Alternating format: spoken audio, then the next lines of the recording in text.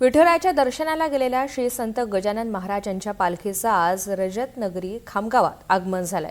आजही पालखी मुख्य मार्गावरून नगर परिक्रमा करत मुक्कामी राहणार आहे। सर्वजण ज्या आतुरतेनं संतनगरी शेगावात पालखीची वाट पाहत आहेत।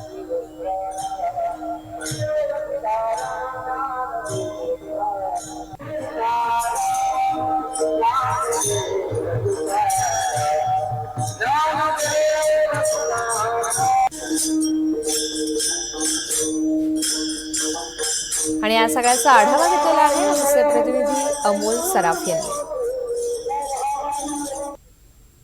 विदर्भाचं प्रति पंढरपूर म्हणून ओळख असलेल्या संतनगरी शेगावची जी पालखी आहे आज आपल्या शेवटच्या मुक्कामाकरता खामगावात दाखल झालेली आहे। आपण इथे पाहू शकता की ही जी पालखी आहे आज खामगावमध्ये इथे मुक्काम राहणार आहे आणि त्यानंतर उद्या सकाळी 17 किलोमीटरच्या प्रवासाकरता आपल्या अंतिम पडावाकरता शेगावमध्ये दाखल होणार आहे। आपण हे थेट दृश्य खामगावातून पाहत आहोत आणि सकाळी ही जी पालखी आहे आज खामगावमध्ये आलेली आहे।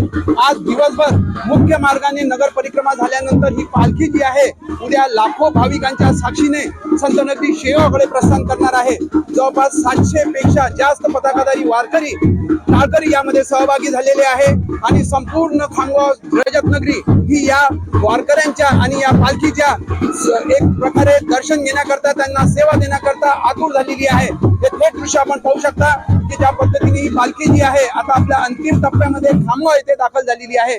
आज ही पालखी खामगावमध्ये मुक्कामी राहणार आहे आणि उद्या सकाळी 5 वाजता ही ज्या आतुरतेने संपूर्ण संतनगरीतले भाविक जे आहे या श्रींच्या एका दर्शनाकरता तिथे आतुर झालेल्या राज्याच्या कानाकोपऱ्यातून उद्या भाविक जे आहे या 17 किलोमीटरच्या प्रवासाकरता खामगावातून उद्या मार्गस्थ होणार आहे।